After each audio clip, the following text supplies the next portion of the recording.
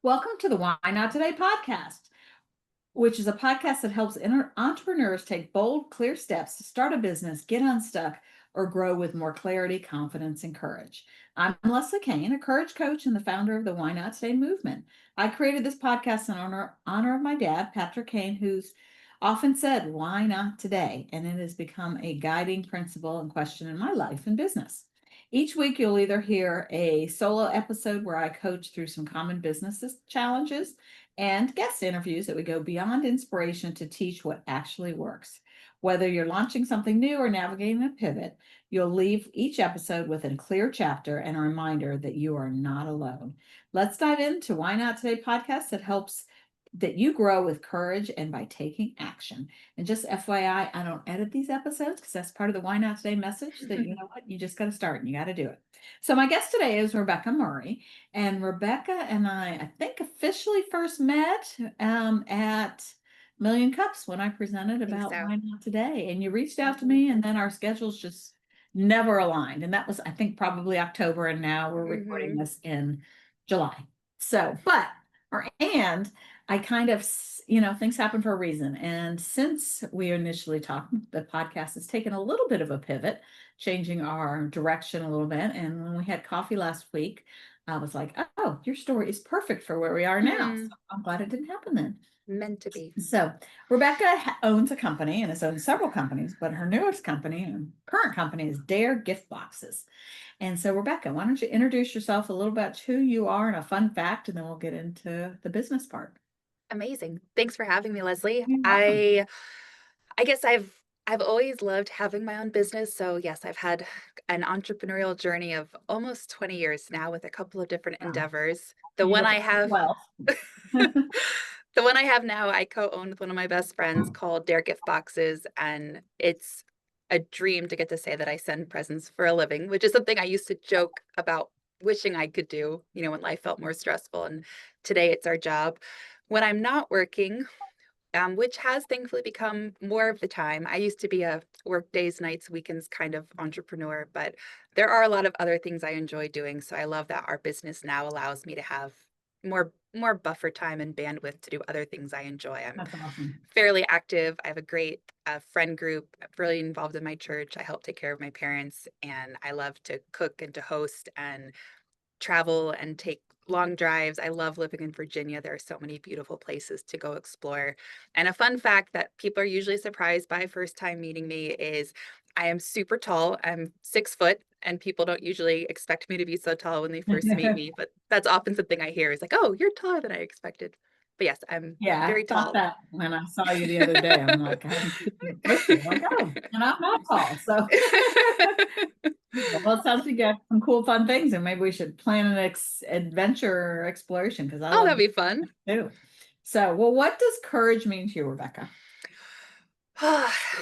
Definitely doing the things scared when you maybe don't feel qualified or you don't feel like you have all of the tools you need, when maybe someone else could do it better, when you have a lot of reasons, a lot of excuses that could pass for not doing something and doing it anyways, but doing it scared. Because Yeah, if it didn't, if there wasn't some resistance against doing it, you wouldn't need courage. If it was easy, no, you would just do it. and you probably wouldn't do it anyway, or it wouldn't be monumental or life changing. Um, so, and I love the part that you had qualified. You don't feel like you're qualified Hmm. because you know what? We never feel like we're qualified for something until we do it. Yeah, Um, I've struggled with that a lot. I really hate being embarrassed. And so I've struggled to do things that I don't feel good at when you know that you're most likely going to mess up or not do a good job. And that's been a hard thing for me to get more and more comfortable with through work is just, I'm not going to do this as well as I would like, and I have to just do it anyways. no, and the more you do it, the better you're going to get. And when nobody's great the first time, And the you got only to way to start get good somewhere. is being Yeah. bad at it long enough. Yeah, I had somebody I met recently, met him a couple months ago, and we got on the subject of the podcast, and I saw him the other day, and I don't know him at all except for walking my dog. And he's like, I've listened to several of your podcasts and you're getting Aw, better. I'm like, aw. okay. My sister said that, and I kind of, yeah, whatever. But he said, yeah, I can now tell how you've improved your skills. I'm like, well, I hope so after 100 and some episodes, but yeah, You got to That's do it, awesome. figure it out. So, all right. So your current business is Dare Gift Boxes, and I love that you have built it now that you have time Mm, to enjoy some life. And as an entrepreneur, we don't always get to do that. hmm. So you had some businesses before, um, and I guess this evolved from there. So Yeah. I don't know if you want to mention the previous businesses or just talk about Dare Gift Boxes. Like, what are some of those why not today moments in your life that you made that decision, that thing happened, that moment that life went a whole different direction that you didn't see coming? My favorite Why Not Today journey or moment of the journey was in beginning of 2014. I had at that point been working as a destination wedding photographer for quite a number of years, but I was needing to do something else career-wise, and I pursued some other jobs and nothing was working, and I just felt really stuck, and I really felt like I was losing the energy for that work. And my parents each separately mentioned this idea of me starting a clothing business. Um, for There's kind of a whole backstory there, but we were sitting around, I was chatting about the job search. They mentioned this idea again, and I was somehow it just hit me the right way. And we stopped and prayed about it for a second. And that night I Googled, how do you start a fashion business? And then a year and a half later, launched a Kickstarter, went into full production with an overseas manufacturer of my own collection, launched Wow. a clothing brand that I ran for several years, would import hundreds of dresses, photograph them, sell them around the country, sold in stores. And it was this whole clothing brand that honestly came from a kind of a almost chance comment of like, well, what if you did that clothing idea again? And it just was the right time. And I remember thinking in that moment that whatever my response was going to, affect the rest of my life. And I was like, well, I could do that. And it was off to the races. So that's That's probably the awesome. most pivotal one of the journey. Like, why not today? Just like, well, And, we all have those moments, and a lot of people don't act on them. Probably most people on my podcast have acted on them, but mm, there's so many other people, majority of people don't act on them. And that's why I really encourage people to, when you have that idea and you don't feel qualified, I mean, when was this, 2000? that was 2014. So actually, it was 2.5 years. I launched the Kickstarter in the fall of 2016. So it Okay, did, so because there was an initial like off to the races, but then there was, a lot of, it took many months of working with factories to get off the ground, but there okay, was a it's long not, season of kicking my heels and just not moving forward because I got kind of scared, and some friends had to be like, when are you going to do it? When are you going to do it? So you have the oh initial my, idea, but then there's a lot of oh yeah, determination you need to so many actually get it lessons going. there. Like, we have that idea and then we start doubting ourselves. Hmm. And luckily you told some people and they pushed you Yeah, and you they kept did. asking. And I think that's where you need to publicly share what you're doing. Um, and it's not start here and end there, and it's not immediate. That No, it's a journey, and entrepreneurship isn't a journey. It is not a start and arrive at all. no, No, and we no. have lots of bumps in the middle. So, all right, so you went from this clothing line to a gift box. How did that happen? So from the start, the clothing brand had a lot of really difficult aspects of it. I did not know how much I was biting off when I set out for it. Um, Also, both of my parents got cancer along the way. So actually, the first production trip for the first collection was a couple days after my mom's cancer surgery. So I had to like compartmentalize and go from one thing to the next and just move the project forward. And what really happened was along the way, it just didn't work how it needed to as a business model. It grew and it was successful to an extent, but not to the point that I could step away from wedding photography, and not to the extent that it was having the growth it needed. So it was kind of a very long, very messy middle for those first like 6 years, from the initial launch. And I was always trying to think of ideas of ways to grow the reach, to increase revenue. So one of the things I did was adding in other products besides the clothing brand, like small accessories or small gift boxes. And then I thought to focus on the gifting more, thinking it could help bring in more customers. And then right around that time was COVID, and my factories for making clothing actually got shut down 2 years in a row. So it was really I'm Wow. stuck. I can't make any product to sell. I was already working on expanding the gifting side, so I decided just to focus on that more and make that a bigger part of the business. And that was the God moment of this is a terrible situation, but here's the one thing I can make to sell. And so putting all of my attention on that product line, the first holiday season, it grew so much. And then the next year, the gifting side just grew and grew. And the next couple of years, the dresses, eventually got back into production, but they just never grew at the same rate that the gift boxes did. So it was a slow season. And after that first holiday season is when I brought on my now business partner, Colleen, to help. And so she and I together kind of redirected the company. So it was a slow pivot, but it was from trying to find a way to save the business that was really sinking to then COVID making it impossible for me to continue the clothing side, at least at that point. So I added in this product line thinking it was temporary.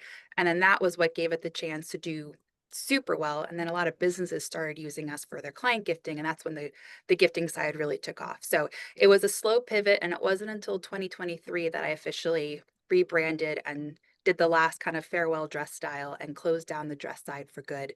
And so just in the last 2 years have been fully doing gifts only with no dresses. Well, and that's the journey. You started here, you ended up here. Like, who would have thought when you had the passion and desire to create dresses that you'd be Never. selling gift boxes? And I think that's the message I want people to hear loud and clear is that you're going to start here and you're going to end up there. Like, I started as an idea, maybe I should do a podcast, and now I have a whole business on it. And Mm, so you just never know, but it's that one step, that why not say moment that you keep trying. And I'm sure everything that you learned, good and especially bad with the clothing, that you're able to apply that. We pick up lessons on yeah. the way. And would you say the clothing line was a failure? No, No, never. no, it was just a pivot. And so I think we're so afraid that things are going to be a failure. People are going to think we're a failure. But you know what? Most people are just like in awe that you had the courage to keep going Mm, and to pivot. hmm. And it shapes you, like who I Oh, am as a absolutely. business owner and as a, hopefully as a friend and a daughter is shaped from those hardships and I'll hopefully carry that with me my whole life. And also the connections, some of our best customers or our best connectors that go out of their way to help us are people who started as dress customers. So it's even if something changes, the effect that you have on your community you can reap the rewards from them, years into the future. So I know we wouldn't have the business we have today if not for having the dress company first. And I can trace back so many of our kind of success people who have helped us achieve something special to being back from the dress company days. And I don't know how I would have found them otherwise. Well, and I talk about this often with building connections. It's that know, like, and trust that whatever you're selling, people are going to buy. They know who Rebekah Mm, is. They know that your heart's in it, that you're doing it for a good reason. And so it translates, and you just yeah. never know who you're going to meet, who, they might not have been a dress customer, but they're watching you. And now they're like, oh, now I can use her. Yeah, that's Because kind. Thank you. yeah, you never know. And you've got to build that. And the things that we do behind closed doors or when nobody's watching or when things aren't going well, that's where you build the respect and the real connections because people are watching good and bad. Yeah, And so being who we are regardless makes such a difference. absolutely. So I always, now that we've kind of pivoted this podcast a little bit, the question I've been asking my guests these days is, what do you wish you would have known before you started the dress company, before you started as an entrepreneur, the gift box? Are there lessons that you wish you would have known? Ooh. I think specifically before starting the dress company and what we are today was maybe to know how many different business models I was taking on at the time because I was doing both the product development and manufacturing, international trade, and then also a full e-com marketing strategy. Right. I think I didn't realize initially how, a lot of businesses just do one of those things. And so trying to do both the complete creation and then the start to finish reselling marketing, I did not know how much I was taking on. I don't, maybe it's better I didn't know because I'm glad I didn't know what I didn't know. I might Well, not then the have next done it. question is, what do you wish you hadn't known? Um, I think I did have a lot of, because I had been a wedding Or the photographer. question, what are you glad you did not know? Oh my goodness, the amount of manufacturing issues that can come up that can cost you months of work and thousands of dollars, and you can just have your heart broken. The joke of my friend group was like how often I was on the fetal position on my floor crying because of Aw. just how like people would kind of, ask how things are going. And it's just like, I'm like fetal position. It's so hard. So I think not knowing that, I mean, I think that one downside was since I had had some success being a wedding photographer and had built a good community and a lot of people who supported me, I think I just assumed it was going to be a lot easier. I think when you have a small amount of business success, you just think, well, I'm gonna be great at this. And I think the humility part that's come over time with being, beaten down from a lot of painful mistakes that were my errors or just life being really hard. I think there's an importance of being optimistic and hopeful and excited. And that can be your lifeblood sometimes, but it's also easy to think that because we've done good things before in a different arena, this is going to be easy for us. And I think I had no idea just how hard it was going to be. And maybe I would have approached it with a little more trepidation or just not so much optimism, maybe counting the cost a little sooner. I don't regret what I've done, but it definitely took, many more years of my life of being fully kind of in the dark places of stress with it that maybe if I was a little wiser at the time, I would have not tried to do so much myself. Well, you're very much like most entrepreneurs. We bite off way too much, and we're so optimistic and so hopeful and such dreamers. But you know what? If we weren't, we wouldn't probably start. Yeah. You know, and the answer to the question, what do you wish you hadn't known, or you wish glad you didn't know, I guess. The answer most people are giving me is how hard it was. And it is Mm, hard.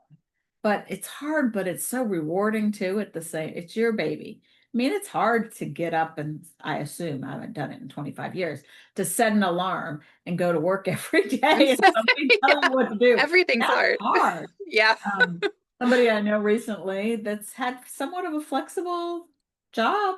I called her the other day and I'm like, are you on your way to work? It was like 9 something. And she's like, no, I'm at my desk. I'm like, what? She goes, all of a sudden they told us we have to be at our desk at 8 and work till 5 with an hour lunch.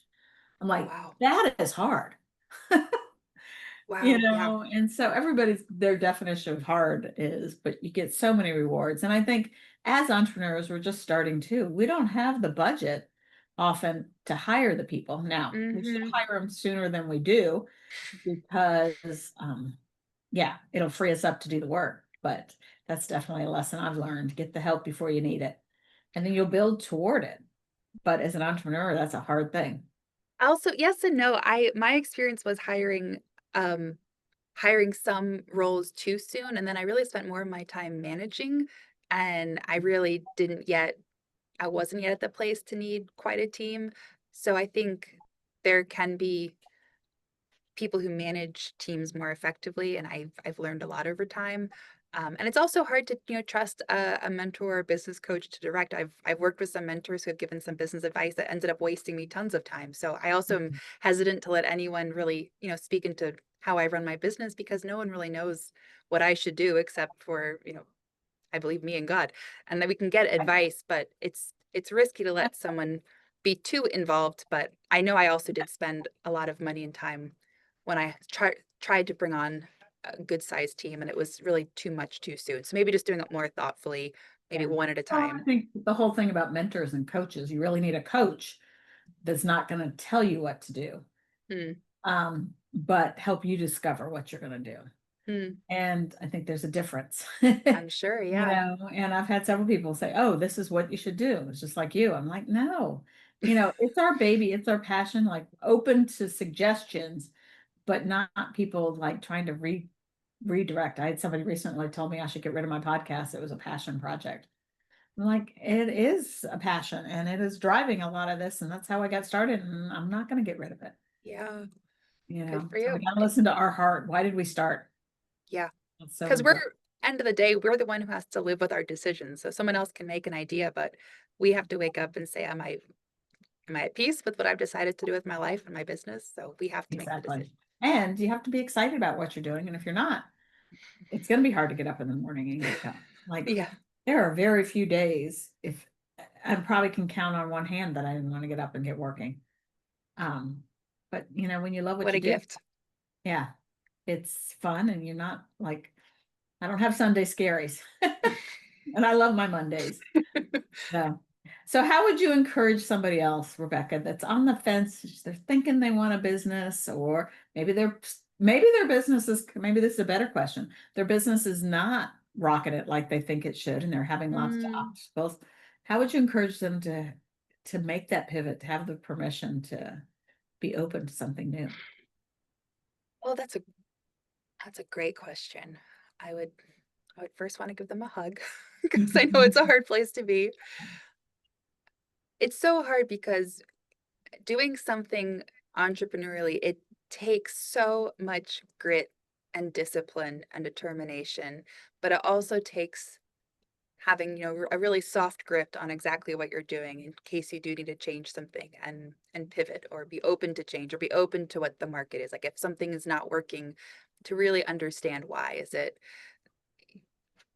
to understand what's not working and then be open to changing it within the realm of what you're comfortable changing. Ultimately, the market determines what we do. We can have very specific ideas, but we have to realize that if we're doing it to make a living, we have to only go by what is actually going to reach that goal. It's not just up to us deciding what to do. So I think taking a good analytical eye to what's not working and then trying as many new pivots as you can until you find one that fits. I kept trying different, I just kept trying different things. And even today, I mean, we're compared to previous years, our business feels like smooth sailing, but on a given day, like we are still a small team. We're trying to grow a lot, and life's very intense and very pressured and very full. And any given day can feel like I'm trying so many different ideas, trying to get us to that next level. But I think the frequency of just experimenting and just trying different things and then just noticing what's working, what has an open door when you try, what doesn't, not being just stuck on this is how you want it to go. It's never going to work out that way. It's always going to be something surprising, something we haven't thought of. So maybe the frequency of how often you're willing to try something new or try a different approach, maybe it's bring in some outside opinions to take a look at something, being willing to be challenged on some of the assumptions you make about what people want or what people are looking for. And just continuing to probably work harder than anyone around you until you get to a point that you don't have to anymore. I think the commitment to work, and it does take some sacrifice, but that discipline and grit to just like what was like my saving mindset thought I used to just hold on to is like, I don't have to be the smartest person. I don't have to have the best connections. I don't have to have the most funding. I just have to hold on through the pain longer than other people. If I can just hold on longer, I'll be okay. It's like if it's hard for me, it's hard for everyone. Just last longer. So like a certain amount of perseverance of just like if you're in a workout or you're doing something hard, just staying in it longer than the person next to you, you'll win just because if they drop out. So that balance of grit and discipline and work ethic with flexibility and also just finding what helps you think creatively to problem solve and try different approaches and different, it might just take enough little experiments to find the right, of the different components that make your business work. And you won't get there unless you try, if it's 100 So, different things you have to try, you have to get yep. through the first 99 to get there. Yeah, like Edison says, Exactly. he didn't fail, whatever. He just tried thousands of ways to do a light bulb. So much Hmm. wisdom in there. One thing I love that just lasts longer. I have often said with a big goal that I don't have to do it forever, but I have to do it Mm, now. And think that's about the great. end result. Like, think about, okay, when this is done, like I've qualified for many, or use of many Mary Kay cars, as we're supposed to say it. And I just knew that I didn't have to do it forever, but I did have to do it for a while. I love that. And that's okay. And think about the reward. And then I love when I ask, how would you encourage somebody that may be failing? First thing you said is give them a hug. And I think that's just so insightful and so smart and something that's overlooked, that we're all willing to help and ask. if you're not doing well, ask somebody. Have that person that you can reach out to when you're in the fetal position or when your life is falling apart. We want to reach out to people we want to celebrate, but more importantly, you want to reach out to the people, especially other entrepreneurs, when life sucks and it's not going like you want it to, Yeah. because they've probably been there too, and they're going to give you some advice. I had somebody on my podcast a couple weeks ago, and she talked about lateral mentors, and I just love that term.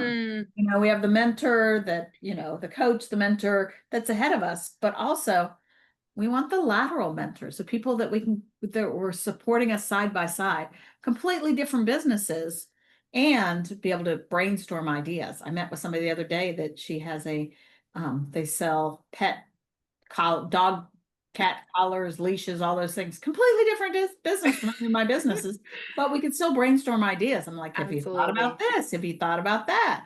I love And that. have those laterals mentors. And I love that you said, yes, it takes grit, but also that soft grip to be able to let go because it may not need to be there. And to realize it's part of the journey. It's not, you don't start here and arrive there, and it's not a straight line. And life It's never stops. Like once you get there, you're going then somewhere else. So it's Yeah. And if you're an entrepreneur, you are never going to stop. You just keep going. We have that in us. So, well, thank you so much. So, what's the best way to find you, Rebekah? I know I'm going to share all your contact information in the show Oh, notes. great.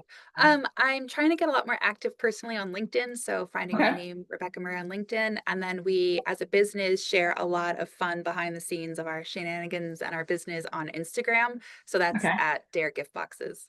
Okay. And I asked Heidi the other day about Pinterest, that I Oh, might yeah. something from you guys on Pinterest. She says, I'm not the person, but I'm like, okay, who's going to put me We in can direct definitely help you contact there. with the person when I'm ready. So not yet there yet. So, well, thank you for being here. And I'm glad it worked out that it didn't work out.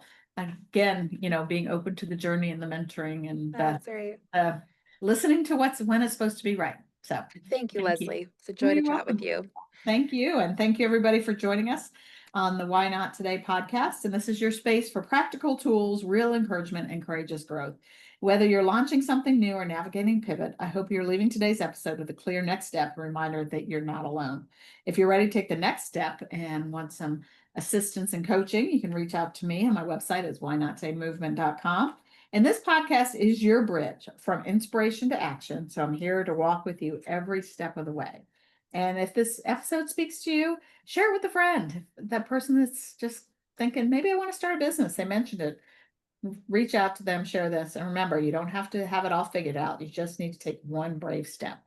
And why not today? So thanks, Rebekah. Thank you, Bye, Leslie. everybody.